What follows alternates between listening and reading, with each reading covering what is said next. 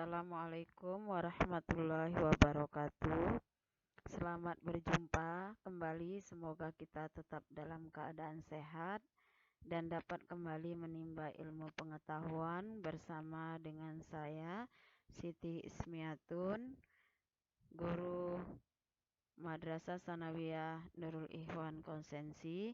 Dan dalam kesempatan ini saya akan menyampaikan materi pelajaran kelas 7 dengan mata pelajaran Al-Quran dan Hadis dengan pokok pembahasan Al-Quran dan Hadis sebagai pedoman hidup umat manusia.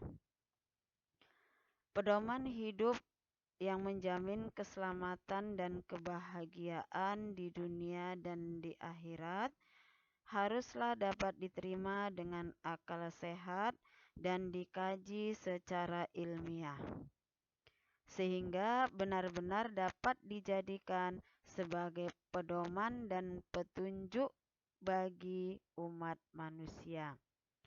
Islam mempunyai pedoman hidup tersebut, yaitu Al-Quran dan Hadis. Pada bab ini, kita akan membahas lebih lanjut tentang Al-Quran dan Hadis dari segi fungsi dan penerapannya dalam kehidupan sehari-hari.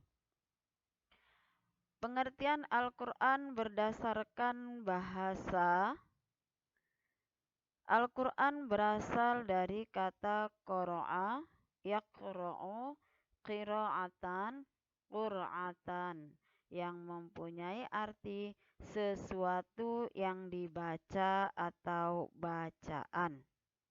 Dari segi istilah, Al-Quran merupakan kalamullah,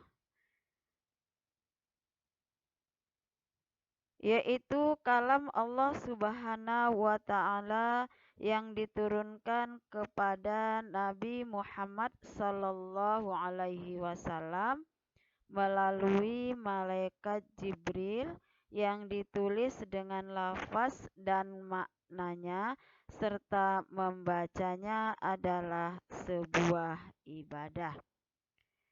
Jadi dari pengertian tersebut kita dari sekarang sudah tahu bahwasanya membaca Al-Quran sama kita dengan beribadah. Maka ayo dari sekarang kita sama-sama rajinlah membaca Al-Quran, minimal dalam satu hari itu minimal kita 1 kali ada membaca Al-Quran.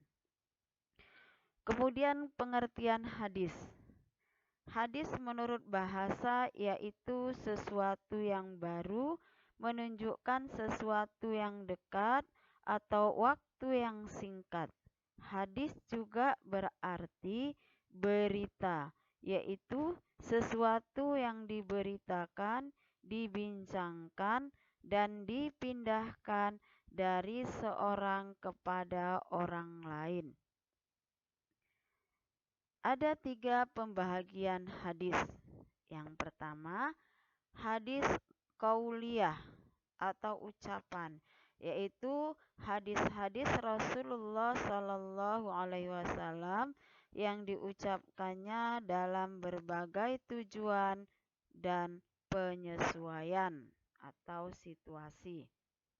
Yang kedua, hadis fi'liyah, yaitu perbuatan-perbuatan Nabi Muhammad Sallallahu Alaihi Wasallam seperti pekerjaan melakukan sholat 5 waktu dengan tata caranya dan rukun-rukunnya. Yang ketiga, hadis takriyah, yaitu perbuatan sebagian sahabat Nabi yang telah diikrarkan oleh Nabi.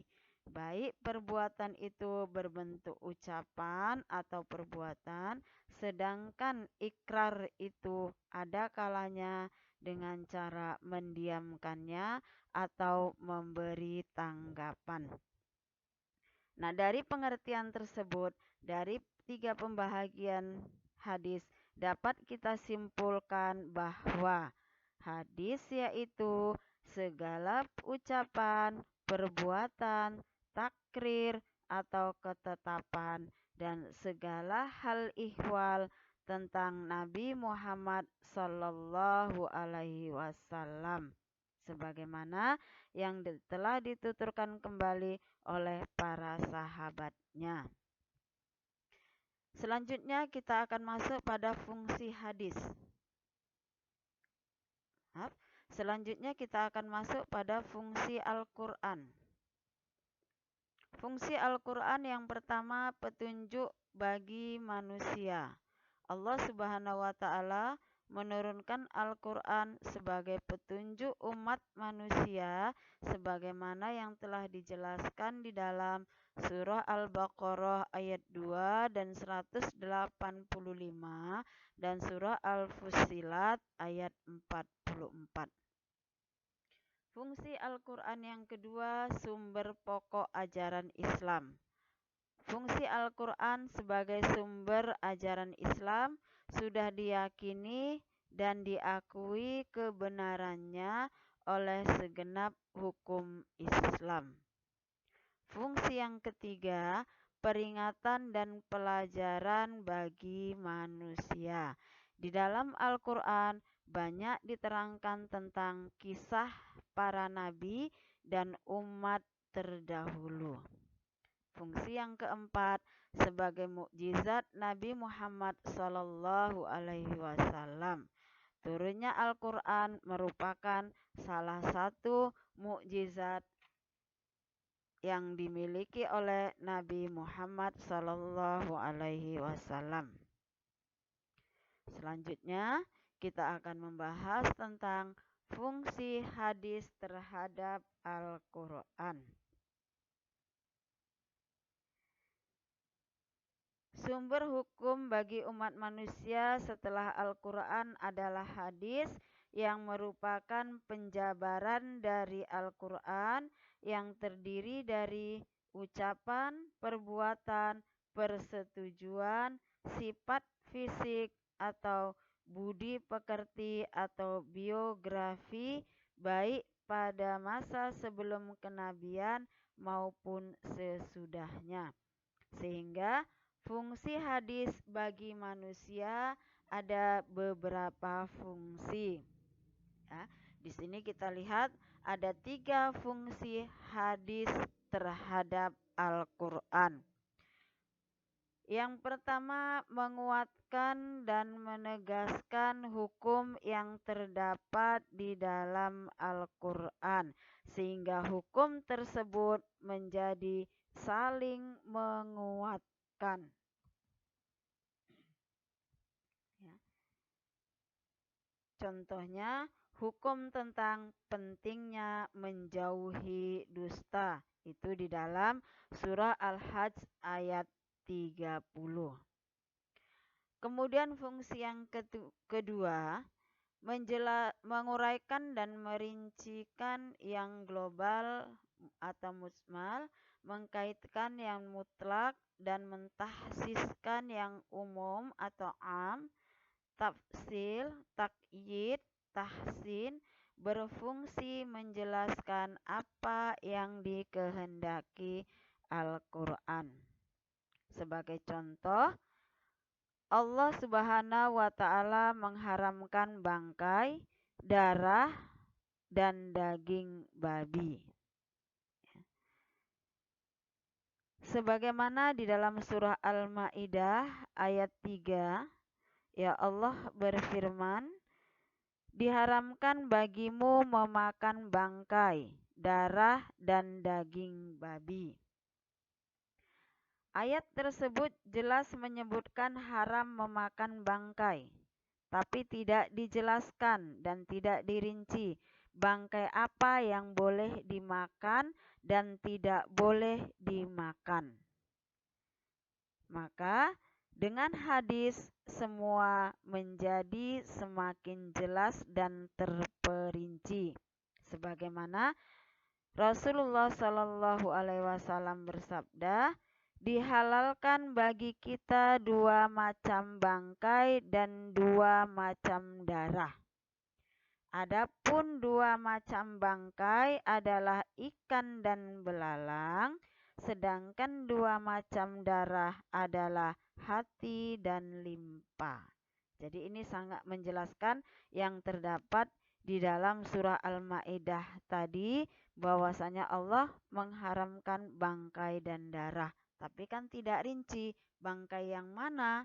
Nah, sementara ikan yang kita makan bangkai. Nah, inilah di dalam hadis tersebut ya dijelaskan. Inilah fungsi hadis tadi. Kemudian fungsi yang ketiga, menetapkan dan mengadakan hukum yang tidak disebutkan di dalam Al-Quran. Ya, menetapkan hukum yang tidak terdapat di dalam Al-Quran. Ya. Ada beberapa hukum yang tidak ditetapkan, misalnya tentang larangan makan binatang buas. Nabi Muhammad SAW memberikan penjelasan dan menetapkan hukumnya, ya, yaitu makan setiap binatang buas yang bertaring adalah haram. Ya, jadi ini belum ada di dalam Al-Quran. Maka ya fungsi hadis yang ketiga adalah menetapkan dan mengadakan hukum yang tidak disebutkan di dalam Al-Quran. Misalnya apa? Larangan makan binatang buas. Demikianlah pertemuan kita kali ini. Semoga membawa berkah kepada kita semua dan menjadi ilmu yang bermanfaat bagi kita. Untuk selanjutnya, anak-anak ibu, silahkan kerjakan tugas. Yang pertama, tulis dan rangkum fungsi Al-Quran dan hadis. Kemudian yang kedua, tuliskan surah Al-Baqarah ayat 185 beserta dengan artinya. Dibaca secara lancar. Kalau sudah lancar, ya silahkan Anda video surah Al-Baqarah ayat 185. Oke, selamat beraktivitas, selamat mengerjakan tugas. Kita sudahi dengan alhamdulillah, billahi taufiq walhidayah. Assalamualaikum warahmatullahi wabarakatuh.